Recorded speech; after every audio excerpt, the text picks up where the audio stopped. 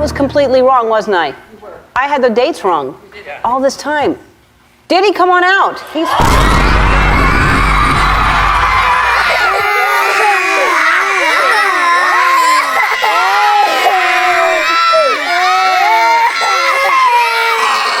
When I'm a parent, I'm going to birth 5 children so I can create a professional Counter-Strike team to win the championship. Then I'm going to birth 4 more kids so I can create a K-pop girl group and live off music royalties and merchandise sales. And finally, I'm going to give birth to one last kid so that they can become a toy review YouTuber.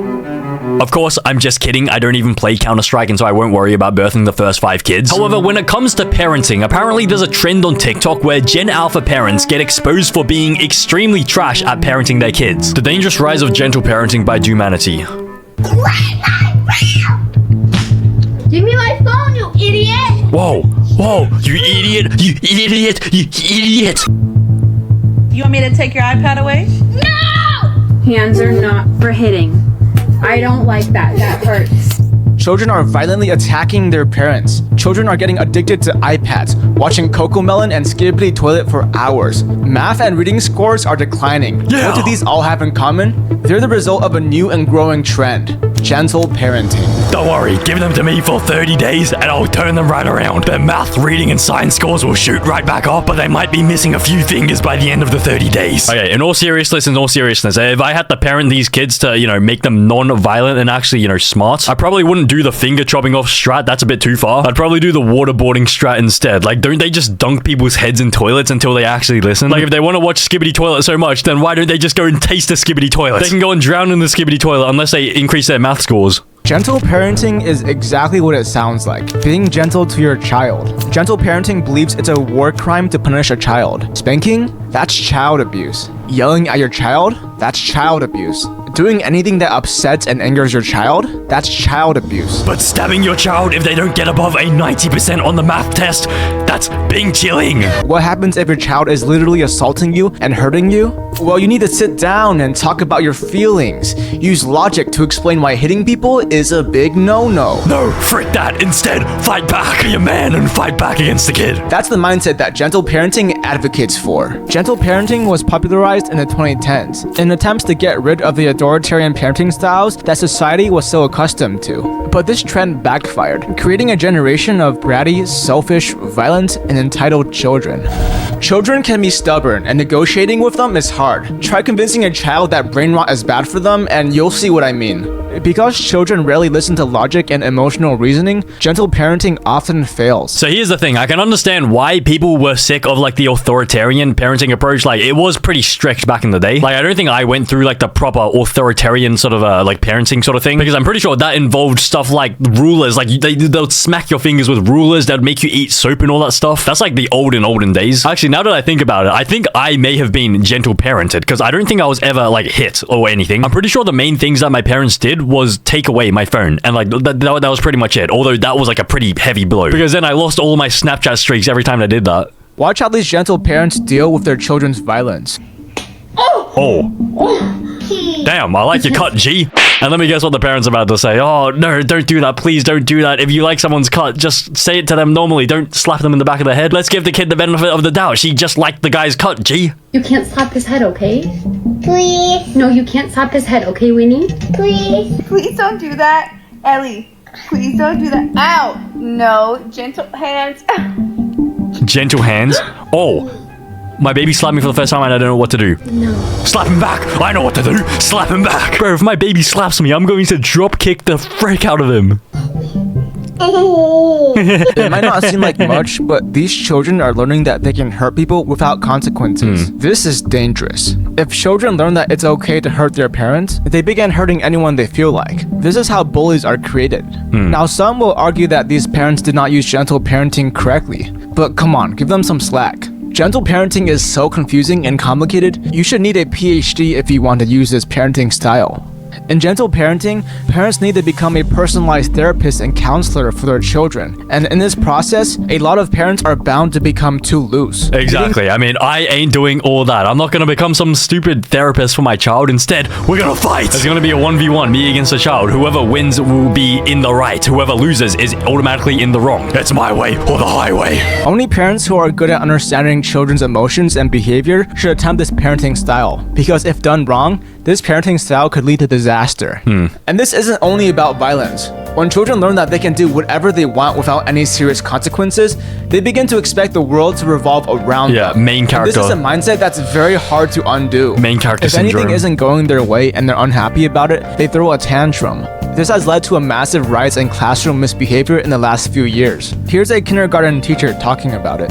Gentle parenting is ruining our children. We can't do much when students misbehave, when they're yelling, when they're cursing, when they're throwing chairs. They're trying to hit teachers with their jackets. They are stomping on their feet.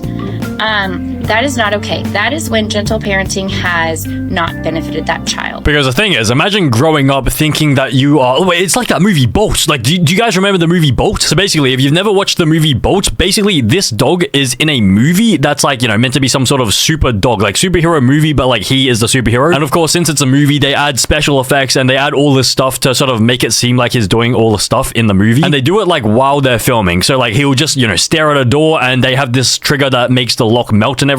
And they do that so that the dog truly thinks that he's a superhero. But then when the dog goes into the wild for the very first time and hangs out with other regular dogs in the real world, he realizes none of his stuff actually works. And he couldn't believe it. Like, it was just unfathomable for him to think that like his superpowers don't even work. And so I assume it's similar for these kids. Like, these kids have never been told no. They've never lost a fight. And so therefore, when they go to school and they fight with a teacher, they always expect to win. Because losing is just unfathomable for them. Like, they can't be proven wrong. But, you know, if my kids, we're gonna 1v1 and I'm gonna prove them wrong.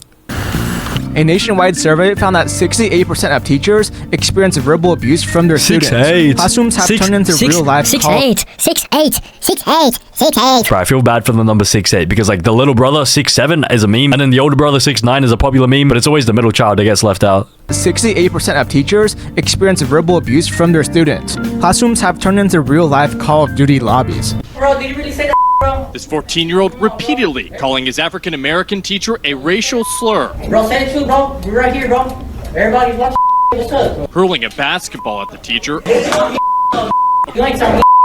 44% of teachers cite student misbehavior as a top source for job-related stress. Our society, a significant decrease in accountability and consequence. It's not surprising that unfortunately this is spilling over into the behavior of students in school. It's no wonder why there's massive teacher shortages in countries all around the world now. This wasn't as large of a problem back in the 2000s as it is now. And I assume that's because the main difference is that back in the early 2000s, all these kids were brought up with really harsh, brutal parenting. But did you see that? 42 teachers quit in 4 months. So that's 10 teachers per month just quitting. It says FL County. Is that like FL Studio? Like the, what is it? Like the music sort of making program? And misbehavior isn't the only consequence. Children are becoming lazy and slow.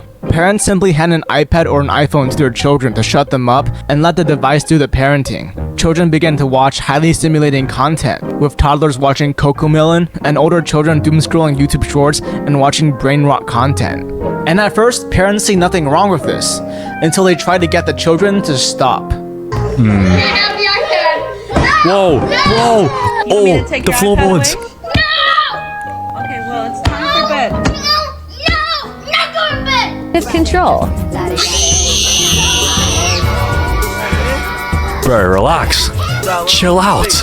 Many parents don't take the measures to limit their child's screen use or monitor their content. If this continues long enough, the child actually becomes addicted to their iPad or iPhone and builds an emotional dependence on it. Without their device, they can't be happy. Many studies have found that excessive screen use can interfere with brain development in children by lowering cortical thickness and damage to the prefrontal cortex, parietal lobe, temporal lobe, and occipital lobe. I mean, do we really need some sort of scientific study to be able to see this? Like, it's fairly obvious that if you give a kid an iPad for 4 hours a day, every single day, he's going to end up being some sort of lobotomy patient. It's sort of like DRUG addicts. Like, they're fully dependent on DRUGS, and like they're just on the streets, sort of like zombies. But I actually kind of want to see what happens if you just give a kid like unrestricted access to the internet, like unrestricted iPad screen time. I want to see whether it's possible for one of these iPad kids, like full-time iPad kids, to end up doing anything with their life. Because surely there'll be like one case where someone does make it out of like the cycle. But I guess iPads haven't been around long enough yet to be able to, you know, observe the long-term impacts of like iPad kids and all that stuff. But I actually would be interested. I hope they do some sort of study, like where they just get parents who let their kids to have unrestricted iPad access, and then they just follow their career path over like a 50-year period of time. How many of them are going to end up homeless? How many of them are going to end up, you know, being successful? Because my only thought is that if you watch a lot of the brain rot stuff and you watch a lot of, you know, the CoComelon stuff, doesn't that technically put you in a better position to be creating the CoComelon and the brain rot stuff when you're older, and then you can create a media company around that? Because the company CoComelon is almost worth $1 billion. And so that's pretty hefty. Like, one of these iPad kids will probably end up building something bigger than CoComelon. In simple terms, the brain is getting f***ed. These brain changes make it even more difficult for children to identify and regulate their emotions, which could be why children get so angry when their iPads are taken away. And this isn't the child's fault. Children don't know better. It's the parent's responsibility to ensure that the children don't misuse technology. But because gentle parenting strongly advocates against punishment, and many parents interpret this as avoiding any action that makes the child upset, many parents become too reluctant to take away screen time. But this isn't just about screen time. The detrimental effects of screen addiction carry on to other aspects of the child's life. Gambling. And one of these is school. Children are underperforming at every single grade level. A study investigated math and reading scores of 4th and 8th graders and found that the majority do not meet proficiency. And it makes sense. When children's brains are so fried from spending hours on their screens, that brain damage happens to affect how they perform in school. Bro, I think the term brain damage is an understatement. Did you guys read that article? It says 31% of 4th graders are proficient for their age. That is almost 1/4 of like 4th graders in the country. It's decreased by 6% over the last 7 years. So that's almost an average of 1% every year. In 30 years, 0% of 4th graders are going to be proficient for their age. Along with this, when children spend years spending all their time playing and using a screen rather than doing chores or learning, they grow a lazy mentality that's very difficult to reverse. Even basic elementary school academics become too much to handle, as they have zero willpower or discipline. Parents need to understand the dangers of these screens and regulate screen time, even if it angers their children. Honestly, I don't think the issue is like the screens itself. I think the issue is like it really does boil down to the discipline aspect. Because screens are okay. It's okay to play video games in your life, but as long as it's in moderation and like there's balance. Because you can play video games for like, I don't know, half an hour a day, as long as you balance it out with schoolwork and then socializing and then like work, like skills, coding, and then content creation and then all that stuff. But it mainly becomes an issue when the only thing you have in your life is a screen. Like you don't do any sports or any extracurriculars. Like you don't have any hobbies apart from like an iPad. Like, so, like that's when it becomes an issue. The rise of gentle parenting has led many parents to allow their children long hours of screen time. And even if this isn't the mindset that gentle parenting is advocating for, it is the mindset that gentle parenting has popularized. So we need to either start warning against the dangers of failed gentle parenting, or stop promoting this parenting style so heavily. So far, we've discussed the dangers that arise when parents misunderstand the gentle parenting method and use it incorrectly. But even if done correctly, this parenting style can still lead to disaster. You see, gentle parenting works off the assumption that a child is an emotionally intelligent creature who understands the morality of their actions. But the unfortunate reality is that most children are not like this. Because most children are idiots. Actual brain damage lobotomy patients. In a child's early stages, particularly up to the age of 5, children have a trait known as egocentrism, which is the inability to understand perspectives other than their own. These children haven't developed enough cognitively to understand the concept that other people perceive situations differently than they do. For example, when playing hide and seek, a toddler might cover their own eyes, believing that nobody can see them because they aren't able to see anyone else. Actual dumbass. Or a toddler might offer their favorite toy to someone else, Natural believing selection. that they would enjoy the toy just as much. But children also have a hard time understanding how their own actions can upset others. A toddler might slap his mom, thinking it's funny. Because the toddler finds it funny, the toddler believes his mom will also find it funny. In this scenario, gentle parenting would advocate using logic and emotional reasoning to explain why slapping is bad. But a toddler will have a very difficult time understanding these concepts because these concepts are too complicated and beyond their cognitive capacity. Well, I don't care. Just learn it. Just get into the books, read the books, and just understand it. How do you find it so hard to understand in your little pea brain? Learn it or I'll take one of your fingers. It's like teaching algebra to a toddler. Maybe some toddlers will understand it, but for most, their brains just aren't ready for it. Well, just get and you ready. can't force these complex concepts onto a child because they're just going to end up being confused and won't learn anything. Well, they can technically But you know learn what it. does work? Operant conditioning. Toddlers' brains are too premature to understand concepts of empathy and morality, but their brains are capable of association. A toddler can associate a certain action to a certain outcome. For example, a child understands, if I eat this broccoli, mom will give me ice cream. Or, if I slap mom, I will be punished. For most children, this method of parenting will be the most effective. Apparently, this method is considered harmful nowadays, What? which I personally think is BS. What? Like adults, children have different levels of emotional and social intelligence. Some children might learn concepts of empathy and morality very quickly, and gentle parenting will be very effective for these children. On the flip side, some children are especially stubborn and selfish, and disregard the feelings of anyone else. Okay, I think I understand why people sort of think that it's sort of harmful. So basically, this table behind him, I've seen this table before. So this is kind of complex to explain, but basically, if you want a child to do something, you can either give them a reward for doing that thing, or you can threaten to punish them if they don't do that thing. And so I think people are saying that if you punish a kid if they don't do the thing, then that's kind of bad. And like, yeah, I mean, sometimes that's bad, but if you look at the positive reinforcement side of things, like that, there is really nothing wrong with that. Because this example of eating broccoli and getting ice cream, this is positive reinforcement. If you do something good, then we will give you something good. These children can still be raised to become kind and understanding people. They just need to be specifically raised to understand that their negative actions will lead to negative consequences. If these children are raised with gentle parenting, even if done correctly, they might still end up being violent or narcissistic. And that's what we're seeing happening so often these days. Now here comes the controversial part of the video. I know a lot of you will get triggered by this part. If you disagree with me or want to type any hate comments, then go ahead. I actually read most of the comments on every video I post, so I'll probably see what you write. Our society has become soft. Parents are afraid to be strict towards their children because they believe it might traumatize them.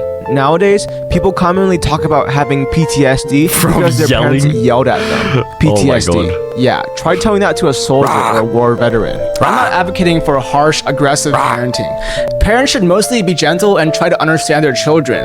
But the harsh truth is, sometimes, no matter how much you negotiate with them, children will only want things to go their way. In cases like this, where gentle parenting does not work, being strict is the only solution. Can you please stop hitting me with that? Thank you. Stop! Sit down, please. Luca, sit down. Sit the frick down! Feet off the table. That's not nice. You're eating. That's nasty. Yes, nasty. Get Put it your down. feet off the Get your table. feet off the table. Get them off. Yeah. Now. Before I Because chop so off your many toes. parents nowadays are reluctant to be strict towards their children, we end up with children who are unafraid of their own actions. Children who don't believe in authority and believe that they can act in their own self-interests. Along with this, a child who's never been yelled at will become soft. They won't be prepared for when the time eventually comes when someone does yell at them. They will be in shock, experiencing strong emotions of anger or fear. And hot take, very hot take, but this is why a lot of people struggle to get a job and maintain a job. Because I assume a lot of people have been gentle parented. Like a lot more people than people realize have been gentle parented. And so when they actually enter the workforce or workplace, as soon as they get yelled at by their boss, like maybe they're not even getting yelled at. Maybe the boss is just telling them something because they're just not listening. But then they interpret it as yelling because they've never been yelled at in their entire life. If a parent doesn't discipline their children, the world will. If this trend keeps up, future generations will become emotionally weak, selfish, and sensitive. Of course, frequent punishment for trivial reasons is harmful. If a child does not understand why the parent is punishing them, they will be left confused and sad. This can lead to self-esteem and mental health problems later on in the child's life. But if punishment is used only when needed and as a last resort, the child would know exactly why they are being punished, and they will realize that they are doing something wrong. This is very important for the personal and moral development of a child. So what kind of parenting style does our society need? Knife. A parenting style with balance. Oh. Knowing when to be gentle, when to set clear boundaries, and when to punish. If parents apply certain principles from gentle parenting, such as empathy and emotional connection and understanding, while also implementing strict rules and punishments, children would experience the best of both worlds. Children will be emotionally intelligent and have healthy relationships with their parents, but also have the discipline to succeed in life and understand that their actions have consequences and that they must show respect to other people. Okay, hot take, very hot take. I don't even know whether there's anything good about gentle parenting. Like, why not just parent people with rules and punishment? Just rules and punishment. Because if you think about it, a child who has only been parented using the gentle parenting technique will 100% turn out much worse than someone who has been only parented using the rules and punishment technique. And so therefore, maybe there is not even any benefit in gentle parenting. Like, yes, maybe the first time I'll ask my kid to please get off the iPad, but realistically, they're not gonna get off. And so of course, the next step is to turn to punishment.